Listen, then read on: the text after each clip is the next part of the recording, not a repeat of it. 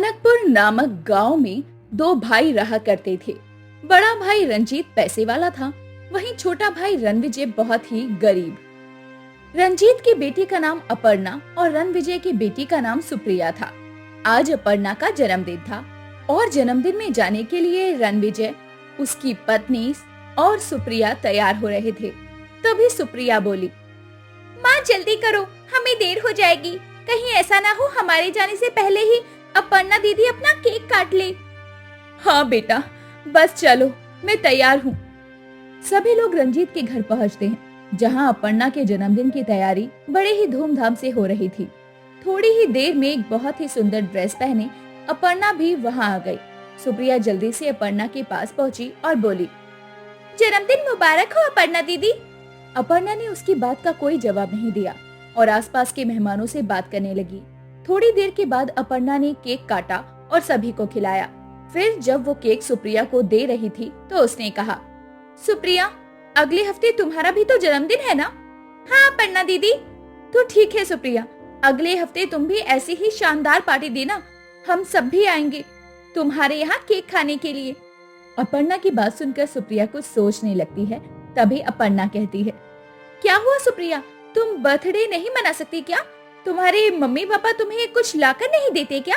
मुझे देखो, मेरा बर्थडे मैं कितनी धूमधाम से मनाती हूँ और तुम्हें भी बुलाती हूँ, पर तुम हो के कभी मुझे नहीं बुलाती।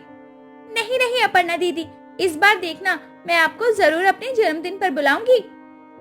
अगर तुम मुझे अपने जन्मदिन पर बुलाओगी तो मैं तुम्हारी तरह कोई छोटा मोटा तोहफा नहीं लाऊंगी, बल्कि अच्छा तोहफा लेकर आऊंगी तुम्हारे लिए। सुप्रिया ये सुनकर बहुत बुरा फील करती है। वो अपने माता पिता के साथ अपने घर आ जाती है और फिर अपनी माँ से कहती है, माँ 8 दिनों के बाद मेरा भी तो जन्मदिन है। इस बार मैं अपने जन्मदिन को बहुत धूमधाम से मनाना चाहती हूँ माँ। बेटी सुप्रिया, तुम तो जानती हो कि आजकल हमारे घर के हालात कुछ ठीक नहीं है। तुम्हारे पिताजी के पास कोई काम नहीं है और हमारा घर चलाना भी बहुत मुश्किल हो गया है। ऐसी स्थिति में हम तुम्हारा जन्मदिन भला कैसे मनाएंगे? माँ, ये सब कुछ मैं नहीं जानती। अभी तो मेरे जन्मदिन में 8 दिन है। आप कहीं से भी पैसे का इंतजाम करो, लेकिन इस बार मैं अपना जन्मदिन बहुत धूमधाम से मनाऊंगी। और आपने देखा नहीं अपर्णा दीदी मुझसे कैसे बातें कर रही थी, ताने मार रही थी। अच्छा, बहुत बातें हो गई। अभी तो तू सो जा, तेरे जन्मदिन को 8 दिन बाकी है, तब का तब देखेंगे। सुप्रिया सो जाती है। तभी भूमि अपने पति से कहती है, रणविजय घर से काम की तलाश में निकल गया। शाम को वो जब घर वापस लौटा तो कुछ सोने के सिक्के लेकर लौटा। फिर वो सोने के सिक्के अपनी पत्नी को देकर बोला, भूमि देखो, हमारी किस्मत बदल गई। ये सोने के सिक्के हैं, जल्दी से जाकर इन्हें बाजार में बेच दो और बिटिया का जन्मदिन मनाने का सारा सामान ले आओ। आज हम अपनी बिटिया का जन्मदिन बहुत धूमधाम से मनाएंगे। अरे वाह, इतने सारे सोने के सिक्के, कोई खजाना हाथ लग गया है क्या? वो सब छोड़ो, समझ लो ये सब हमारी किस्मत में था। अब जल्दी से बिटिया का जन्मदिन मनाने की तैयारी शुरू करो। उसके बाद भूमि वो सिक्के बाजार में बेचकर जन्मदिन मनाने का सारा सामान ले आती है और बड़ी ही धूमधाम से जन्मदिन की तैयारी करती है। शाम को अपर्णा भी अपने माता पिता के साथ सुप्रिया के जन्मदिन में आती है और सुप्रिया के ठाट बाट देखकर चौंक जाती है। अपर्णा के माता पिता भी अपनी आंखों पर विश्वास नहीं कर पा रहे थे कि वो सुप्रिया का इतना बड़ा जन्मदिन मनाते हुए देखकर हैरान थे। शाम को वो खाना खाकर लौट आए। तब रंजीत की पत्नी गौरी रंजीत से बोली, अजी अपर्णा के पापा, जरा मुझे एक बात तो बताओ कि तुम्हारा वो भिखमंगा भाई जिसके घर में खाने तक को खाना नहीं रहता, उसने इतना बड़ा जन्मदिन आखिर कैसे मना लिया? उसके पास आखिर इतने सारे पैसे आए कहाँ से? हाँ गौरी, मैं भी यही सोच रहा था कि पिछले कई दिनों से उसके पास कोई काम भी नहीं था। ये तो सोचने वाली बात है कि इतने सारे पैसे आखिर वो लाया कहाँ से? मुझे तो लगता है कि उसके हाथ किसी खजाने की चाबी लग गई है। तुम देखना, देखते ही देखते वो हमसे भी बहुत ज्यादा अमीर हो जाएगा। हाँ गौरी, तुम सही कहती हो। मैं सोच रहा हूँ कि पता लगाना चाहिए कि आखिर उसको इतना पैसा मिला कहाँ से। हाँ, लेकिन हम ये पता लगाएंगे कैसे? थोड़ी देर सोचने के बाद गौरी बोली, मेरे पास एक आइडिया है। तुम ऐसा करो कि बिस्तर पर लेट जाओ और बीमार होने का नाटक करो। मैं देवर जी को बुला कर लाती हूँ और उनसे कहती हूँ कि हमारे सारे पैसे खत्म हो गए हैं और डॉक्टर ने तुम्हारे इलाज के लिए बहुत सारे पैसे मांगे हैं। उसके बाद वो पैसों का इंतजाम करने के लिए जाएंगे और तुम उनका पीछा करना। तुम्हें पता चल जाएगा कि आखिर उनके पास इतने पैसे आ कहां से रहे हैं। अरे वाह गौरी, ये तो बहुत अच्छा आइडिया है। चलो मैं जल्दी से बिस्तर पर लेट जाता हूँ और तुम छोटे भाई को जाकर खबर दो। फिर रंजीत बिस्तर पर लेट जाता है और गौरी रणविजय के घर जाती है और कहती है, रणविजय भैया चलकर देखिए ना, आपके भैया बहुत बीमार हो गए हैं। हाँ हाँ भाभी, मैं अभी चलता हूँ। भूमि, मैं थोड़ी देर में आता हूँ। रणविजय रंजीत के घर आता है और उसे बीमार देखकर कहता है, भैया, आपकी तबीयत कैसे खराब हो गई भला? आपको जल्दी ही डॉक्टर को दिखाना चाहिए। हाँ भैया, आप सही कहते हो, लेकिन डॉक्टर ने कहा है कि उनके इलाज के लिए बहुत पैसे चाहिए और हमारे पास सारे पैसे खत्म हो चुके हैं, इसलिए समझ में नहीं आ रहा कि इलाज कैसे करवाएं। हाँ रणविजय, तेरी भाभी सही कहती हैं। हमारे पास इतने पैसे भी नहीं हैं कि मेरा इलाज हो सके और मेरी तबीयत की बिगड़ती ही जा रही है।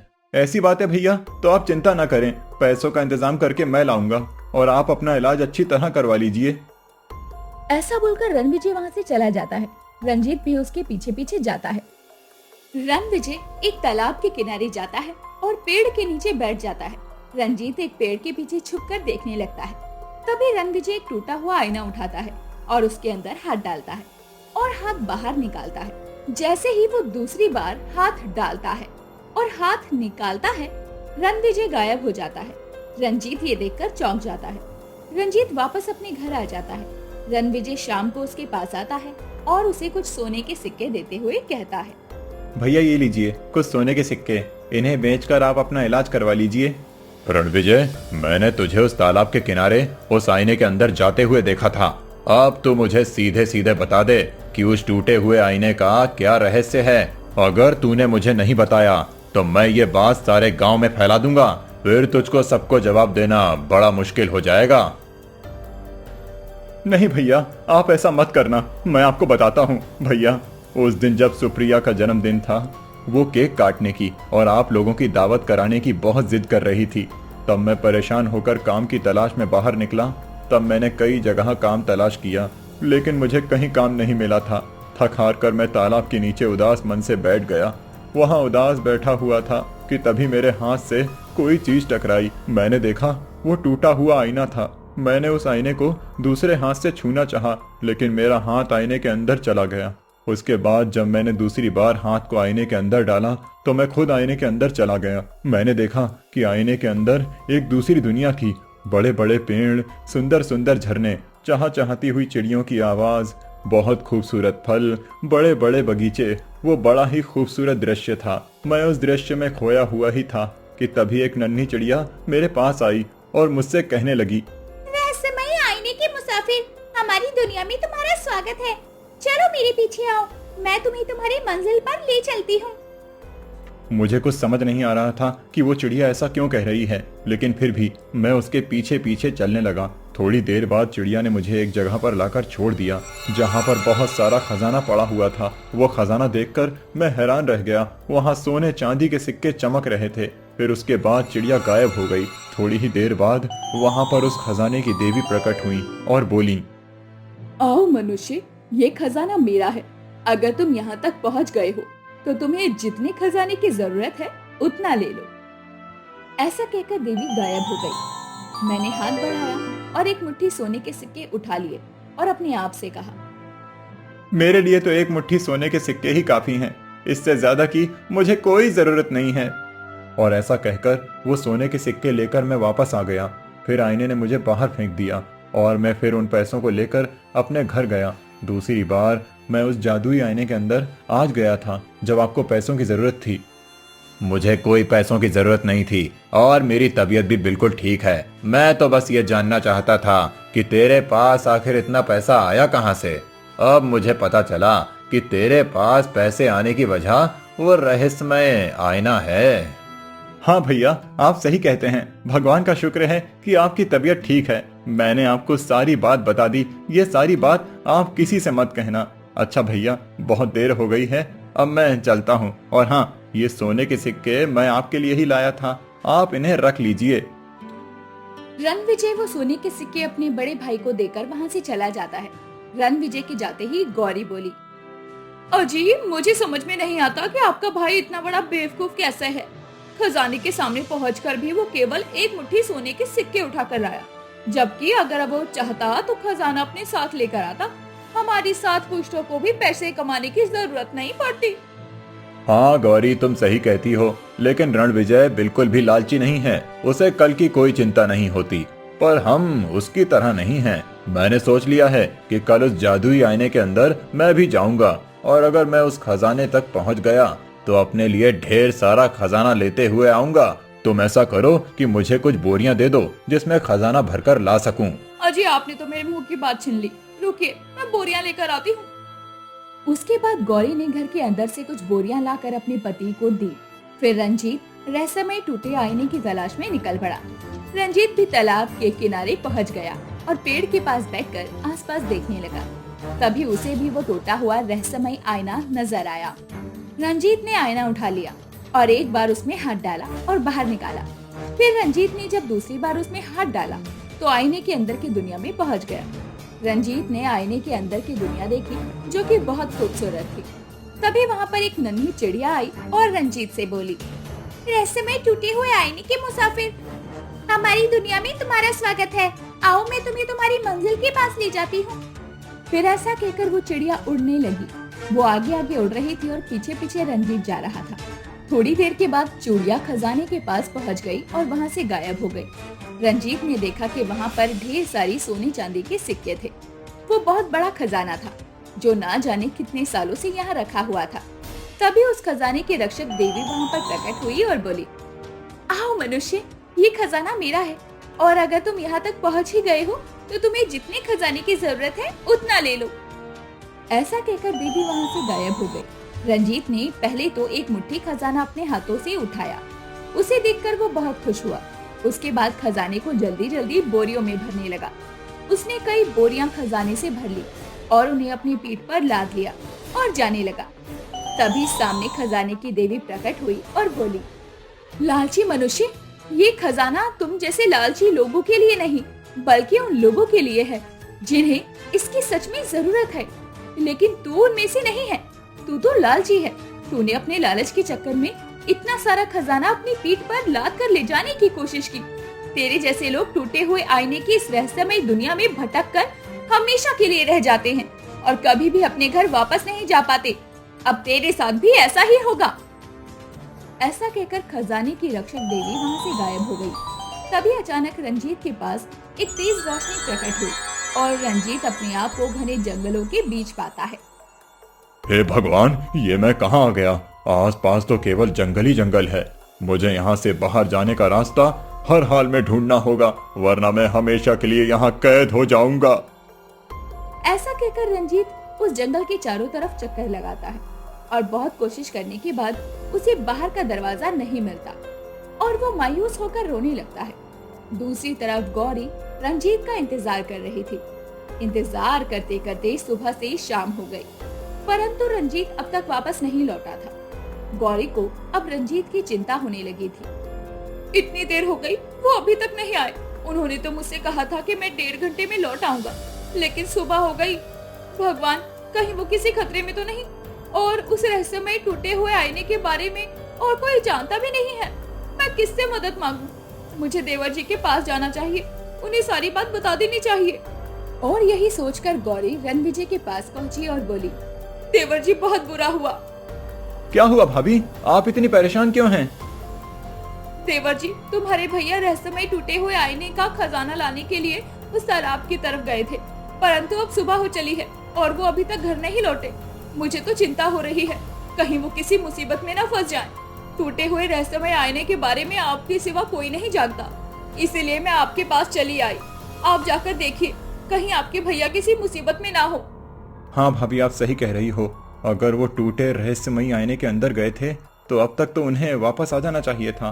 वो अभी तक वापस नहीं आए हैं, तो इसका ये मतलब है कि वो किसी खतरे में हैं। आप लोग ऐसा कीजिए कि आप सब यहीं रुकिए, मैं जाकर भैया को देखता हूँ।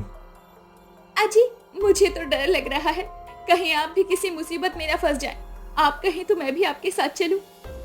नहीं नहीं भूमि, इसकी कोई जरूरत नहीं है। तुम भाभी के साथ यहीं रहो, मैं जाता हूँ और भैया को ढूंढ कर लाता हूँ। तुम लोग मेरी चिंता मत करो, मैं भैया को लेकर जल्दी ही वापस आ जाऊंगा।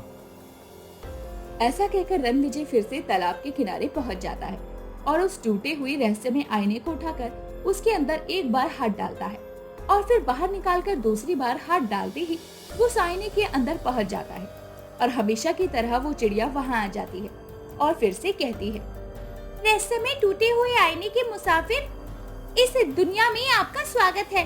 मेरे पीछे आओ, मैं तुम्हें तुम्हारी मंजिल तक ले चलती हूँ। नहीं नन्ही चिड़िया, इस बार मेरी मंजिल वो खजाना नहीं, बल्कि मैं तो अपने बड़े भैया को ढूंढने यहाँ पर आया हूँ।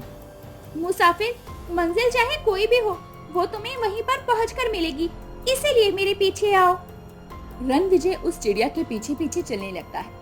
हमेशा की तरह चिड़िया उड़कर खजाने के पास पहुंच गई और फिर गायब हो गई।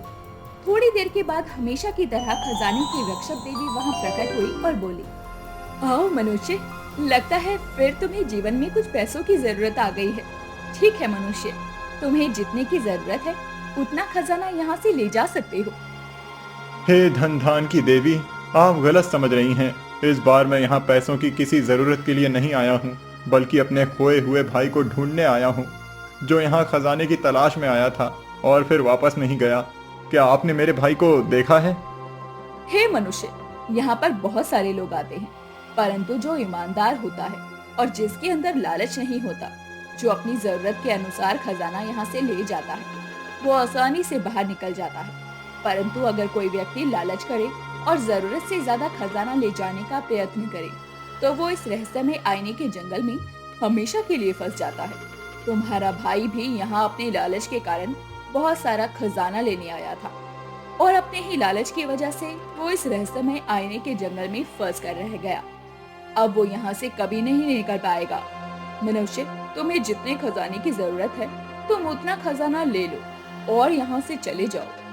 हे धन की देवी, वो जैसा भी है मेरा भाई है। उसकी तरफ से मैं आपसे उसकी गलती की क्षमा मांगता हूँ। आपका मुझे यहाँ से जाने का मशवरा देने के लिए धन्यवाद, परंतु मैं अपने बड़े भाई के बिना यहाँ से नहीं जा सकता, क्योंकि अगर मैं उसे लिए बिना यहाँ से चला गया तो मैं अपनी भाभी को क्या जवाब दूंगा। इससे तो बेहतर है कि मैं भी उन्हीं जंगलों में हमेशा के लिए गुम हो जाऊं, जिन जंगलों में मेरा बड़ा भाई गुम हुआ है। हे मनुष्य, तुम्हारी बातों से मैं बहुत प्रसन्न हुई। तुम में किसी तरह का कोई लालच नहीं है। तुम्हारा भाई तो जीवन भर के लिए यहाँ फंस सकता है, परंतु अगर तुम जीवन भर इस आईने से बाहर ना निकलो तो यह तुम्हारे साथ अन्याय होगा। मैं अन्याय होते हुए नहीं देख सकती, इसीलिए मैं तुम्हें तुम्हारे भाई का पता बता देती हूँ। अपने बाएं हाथ पर थोड़ी देर चलने के बाद तुम्हें एक घना जंगल मिलेगा। उन्हीं जंगलों में तुम्हें अपने भाई को ढूंढना है। जब तुम्हें तुम्हारा भाई मिल जाएगा तो तुम जब चाहे इस आईने से बाहर निकल पाओगे। आपका बहुत बहुत धन्यवाद देवी, मैं आपका ये आभार जिंदगी भर नहीं भूलूंगा। तथास्तु। ऐसा कहकर देवी वहां से गायब हो जाती है और रणविजय अपने भाई को ढूंढने के लिए जंगल की ओर चल पड़ता है। चलते चलते काफी समय बीत जाता है और रणविजय घने जंगलों के बीच पहुंच जाता है। तभी वो अपने आप से कहता है, देवी ने मुझसे यही कहा था कि घने जंगलों में मेरा भाई कहीं ना कहीं है। अब मैं उसे कहाँ ढूंढूं? मुझे तो समझ नहीं आ रहा। हाँ, चलो उस तरफ देखता हूँ। इसके बाद रणविजय अपने भाई को जंगल के चारों तरफ ढूंढता है। काफी ढूंढने के बाद उसे उसका भाई एक पेड़ के नीचे बैठा रोता हुआ दिखाई देता है। रणविजय उसे देखकर बहुत खुश होता है और दौड़कर उसके पास जाता है और कहता है, भैया मैं आ गया। रंजीत जैसे ही रणविजय को देखता है तो उसकी खुशी का ठिकाना नहीं रहता और वो कहता है, मेरे भाई तू आ गया। मुझे पूरा यकीन था मेरी जान बचाने के लिए तू यहाँ जरूर आएगा। हाय मेरा लालच, मेरे लालच ने मुझे यहाँ फंसा दिया। मैं खजाने के लालच में आकर ढेर सारा खजाना बोरियों में भरकर अपनी पीठ पर लाद कर जाने लगा और फिर देवी के श्राप से इस जंगल में फंसकर रह गया। मेरे भाई मुझे माफ कर दे और किसी भी तरह से मुझे इस जंगल से बाहर निकाल ले। मैं तेरा ये एहसान कभी नहीं भूलूंगा। भैया इसमें एहसान की कोई बात नहीं है, मैं तो यहाँ पर आया ही आपको बचाने के लिए हूँ। आप चिंता न करें, मैं आपको यहाँ से लेकर ही जाऊंगा। मेरा भाई सचमुच बड़ा ही अच्छा है। आज तक मैंने जो भी गलती की या तेरे साथ जो भी बुरा व्यवहार किया, उन सब के बावजूद भी तू अपनी जान पर खेलकर मुझे बचाने आ गया। मुझे माफ कर दे भाई। आज के बाद मैं हमेशा तेरी इज्जत करूंगा और कभी भी तुझसे अलग नहीं होऊंगा। भैया ये सब बातें बाद में होती रहेंगी, चलिए अभी हमें यहाँ से बाहर जाना है। उसके बाद रणविजय जैसे ही अपने भाई रंजीत का हाथ पकड़कर आगे बढ़ता है, आईना उसे बाहर फेंक देता है। रंजीत और रणविजय दोनों बहुत खुश होते हैं और एक दूसरे को गले लगा लेते हैं। उसके बाद वो दोनों घर आ जाते हैं और फिर रंजीत उन सभी को सारी कहानी सुनाता है। ये सुनकर रंजीत की पत्नी गौरी कहती है, आप सही कहते हैं कि लालच में भला क्या ही रखा है। हमें भी भैया से कुछ सीखना चाहिए। भैया, इनके साथ साथ आप मुझे भी माफ कर दीजिए, क्योंकि इन्होंने जो भी किया उसमें मैं भी हिस्सेदार थी। आज के बाद मैं कभी भी लालच नहीं करूंगी और आप लोगों के साथ मिलकर रहूंगी। सभी लोग बहुत खुश होते हैं और फिर वो लोग साथ साथ मिलकर रहने लगते हैं। तो दोस्तों, कैसी लगी आपको हमारी ये कहानी? अगर पसंद आई हो तो लाइक, शेयर और सब्सक्राइब करना ना भूलें और ऐसी ही दिलचस्प कहानियों को देखने के लिए हमारे चैनल पर बने रहिए।